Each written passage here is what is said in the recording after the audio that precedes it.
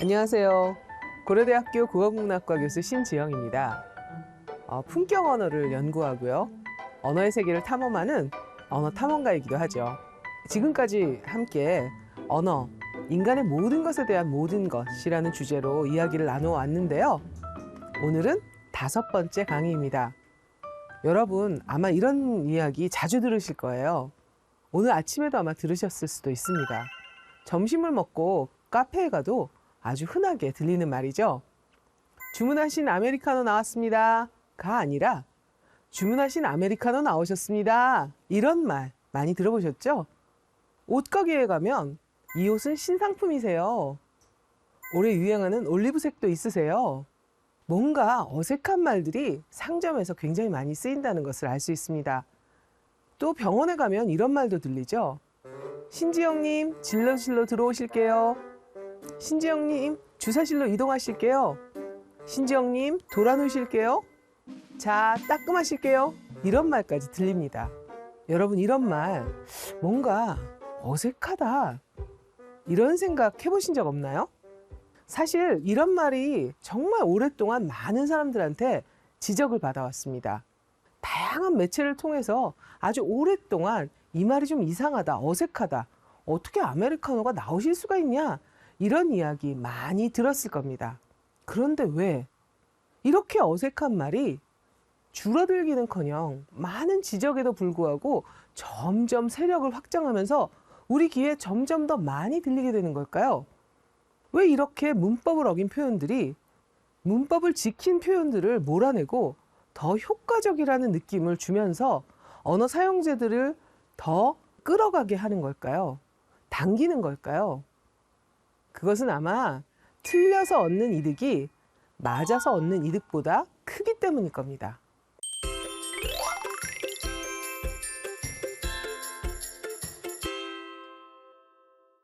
사실 상점에 가서 사람들에게 물어봤습니다.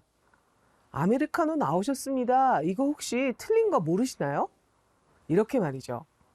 거기에 있는 점원은 이렇게 말합니다. 아, 그 사물조인데요. 몰라서 쓰는 거 아니에요. 그러면 왜 쓰시죠? 안 그러면 손님들이 불쾌하다고 혼내기까지 하는 경우도 있어요. 손님하고 싸울 순 없잖아요. 이렇게 말이죠. 병원에 가서도 여쭤봅니다. 들어오실게요. 이거 이상하지 않으신가요? 들어오세요. 이게 맞는 거 알아요. 근데 병원에 오신 분들이 그렇게 말하면 어디다 명령질이야? 하면서 불쾌하시기도 하거든요. 이렇게 알고도 틀린 말들을 쓴다는 걸 알 수 있습니다. 그러니까 몰라서 쓰는 게 아니라는 거죠. 자, 그럼 이번에는 어디가 이상한 걸까 한번 꼼꼼히 따져봅시다. 아메리카노 나오셨습니다. 어디가 틀린 걸까요? 그렇죠. 시라는 거는 주체 높임을 표현하는 그런 형태소, 그러니까 의미를 가지고 있는 가장 작은 조각입니다. 그러니까 아메리카노 나오셨습니다를 보면 시라는 것이 있는데 이 시는 주체 높임, 그러니까 문장의 주어를 높여주는 표현입니다. 그 주어가 누구보다 높을 때 시를 붙이냐면요. 말하는 사람보다 주어가 높을 때입니다. 자, 이 문장의 주어 아메리카노 나오다. 얘 주어는 뭘까요? 그렇죠. 아메리카노죠.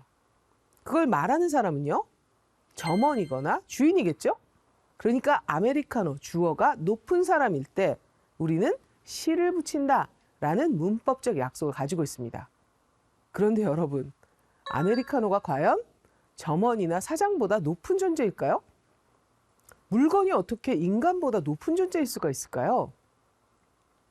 그러니까 시는 잘못 들어간 말이다. 이렇게 얘기할 수 있습니다. 자, 그러니까 사실은 아메리카노 나왔습니다. 라고 이야기해야 맞는다. 이거죠. 자, 그렇다면 이런 시 왜 쓰는 걸까요? 아메리카노 나오셨습니다의 시는 이 상품이 신상품이세요? 의 시는 12만 원이세요? 의 시는 사실은 내 말을 듣고 있는 당신을 높이겠습니다. 주어를 높이는 기능을 넘어서 듣는 사람을 높이는 기능으로 확대되고 있다. 이렇게 얘기할 수 있습니다. 그래서 많은 사람들이 시를 안 들으면 나를 무시하는 거 아니야? 왜 적절하게 높이지 않아? 이렇게 생각하게 된 거죠. 그러니까 시라는 것은 서비스 종사자들의 필수 아이템이다 라고 많은 서비스 종사자들이 그렇게 생각합니다. 그래서 시를 꼭 붙여야겠다. 이거 필수 아이템이니까 이거 꼭 붙여야겠다. 그러지 않으면 손님을 불쾌할 수도 있다라고 생각하게 되는 거죠. 자, 다음은 주사실로 이동하실게요. 뭔가 어색하다. 이렇게 생각했는데 어디가 어색하고 이상한지 한번 꼼꼼히 들여다보겠습니다. 주사실로 이동하실게요. 거기에는 리을게요라는 것이 있죠. 이 리을게요는 주어의 약속 의지를 표현하다 보니까 이것은 주어가 1인칭일 때만 사용할 수 있습니다. 그러니까 내가 약속하고 나의 의지에 대해서 이야기하지 남의 약속이나 의지에 대해서 얘기하는 건 아니거든요. 그래서 리을게요는 주어가 1인칭일 때, 나일 때만 사용하는 표현입니다. 나 내일 어디 갈게 이건 괜찮은데 너 내일 어디 갈게 이상하잖아요. 주사실로 이동하실게요에 리을게요라면 리을게요가 쓰여 있는데요.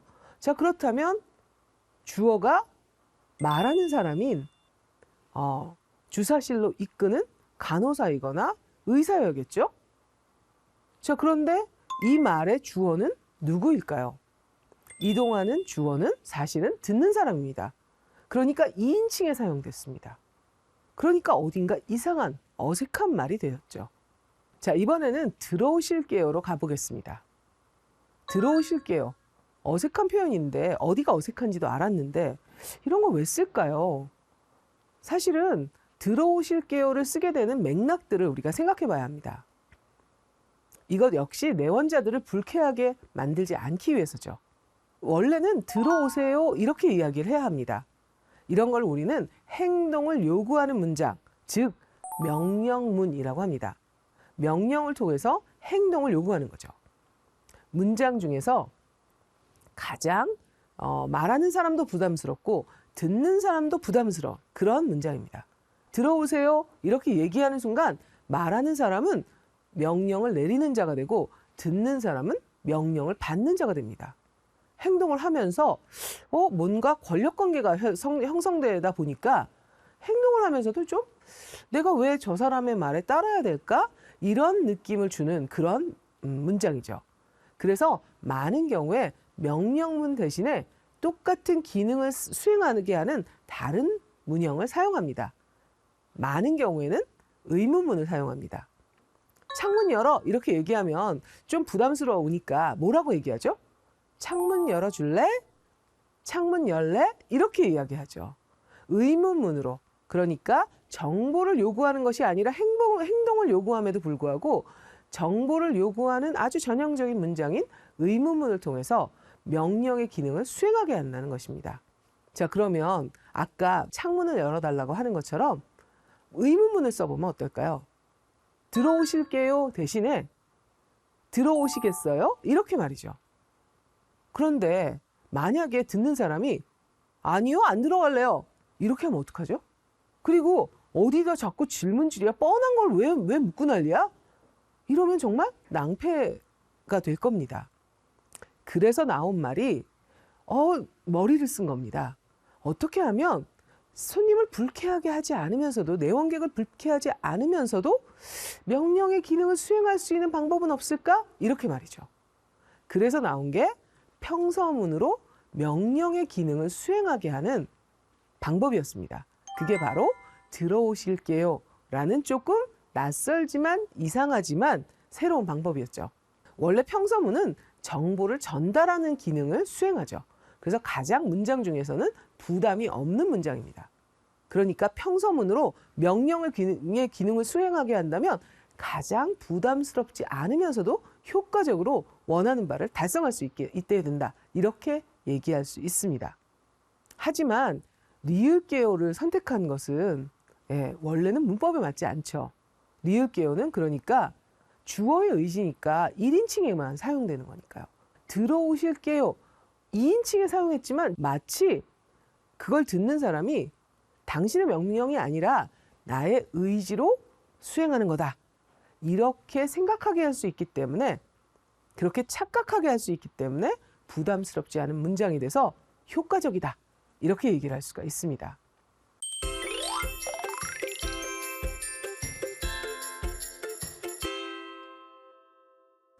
이러다 보니까 문법성이 훼손돼도 공손성을 지킬 수 있기 때문에, 공손한 표현이 되기 때문에 이 표현들이 사라지기는커녕 아무리 지적을 해도 점점 확대되고 있다. 이렇게 얘기할 수 있습니다. 또 하나 말씀을 드려볼게요. 어느 날 연구실에서 마감에 쫓겨서 막 글을 쓰고 있는데 전화 한 통이 울렸습니다. 전화를 받아보니까 행정실에 있는 직원 선생님이었습니다. 그런데 갑자기 직원 선생님이 저에게 하는 말을 저는 해석하기가 되게 어려웠습니다. 어떤 말이었냐면요. 교수님, 혹시 연구실에 계실까요? 이렇게 말을 했는데 갑자기 이거 누구에게 하는 말이지? 이런 생각이 들었기 때문이죠. 어디가 이상해서 제가 헷갈린 걸까요? 리을까요 때문이었습니다. 사실 리을까요는 화자와 청자 모두에게 확실하지 않은 것에 대해서 물을 때 사용하는 어미거든요. 왜냐하면 화자의 추측이나 상대편의 의견을 묻는 그런 기능을 가지고 있는 어미입니다. 그래서 내일 비가 올까? 내일 비가 올까요? 철수가 집에 있을까? 이거는 가능한데 철수가 아니라 내가 되면 내가 집에 있을까? 1인칭에는 좀 어색하게 되는 것이죠. 식당에 갔더니 글쎄 이런 말을 쓰네요. 더 시키실 것 있으실까요? 이렇게요. 청자에게 확실하고 화자에게 불확실할 때는 리을가요를 쓰지 않고 니은가요를 써야 맞습니다. 왜 그러면 이 리을가요를 니은가요 대신에 쓰고 있는 걸까요? 효과가 있기 때문이죠. 추측을 나타내거나 상대편의 의사를 묻는 것, 이것은 매우 공손한 태도를 드러낼 수 있습니다. 반면에 계신가요처럼 니은가요는 공손함을 드러내는 데는 조금 부적절하죠. 너무 단정적으로 이야기하는 것 같으니까요. 그러니까 문법성을 훼손해서 공손한 태도를 드러낼 수 있다면 그 정도쯤이야 아무 문제가 없다는 겁니다. 그런데 여러분, 이 말들 어디서 주로 사용되는 말들인가요? 맞습니다. 모두 서비스 장면에서 사용되는 그런 말들입니다. 뭔가 권력 격차가 굉장히 크고 뭔가 불쾌감을 유발하면 안 되는 대상에게 쓰는데 이런 말들을 굉장히 많이 사용합니다. 여러분, 이런 말들을 듣고 혹은 사용하는 것을 보면서 많은 사람들은 이렇게 꾸짖습니다. 아유, 학교 교육이 문제야. 국어를 어떻게 배웠길래. 하지만 이런 표현들을 보면서 진짜 우리가 생각해야 될 것은 다른 것입니다. 이것들이 모두 서비스 장면에서 친절함과 공손함을 극도로 요구하는 장면에서 사용된다는 것입니다. 불친절이나 불손이 비문법적인 말을 한다는 비난보다 훨씬 더 치명적이고 더 큰 비용이 드는 그런 장면이라는 거 우리가 꼭 생각해 봐야 합니다. 누가 누구에게 무엇을 요구하는가?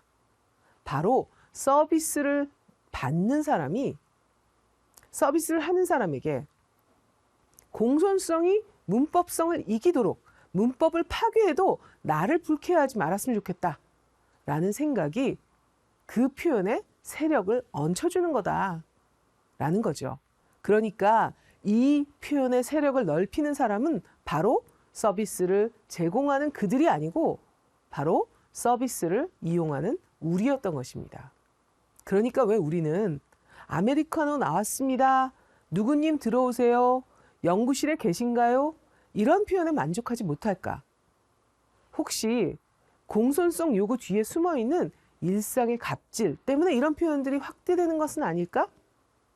혹시 우리가 돈을 주고 서비스를 사는 것은 갑질권을 산다고 잘못 생각하는 것은 아닐까? 혹시 손님은 왕이다 라는 철진한 표어를 가지고 우리가 아직 거기에 표에 집착해서 손님은 손님일 뿐인데 그렇게 잘못 생각하는 것은 아닐까?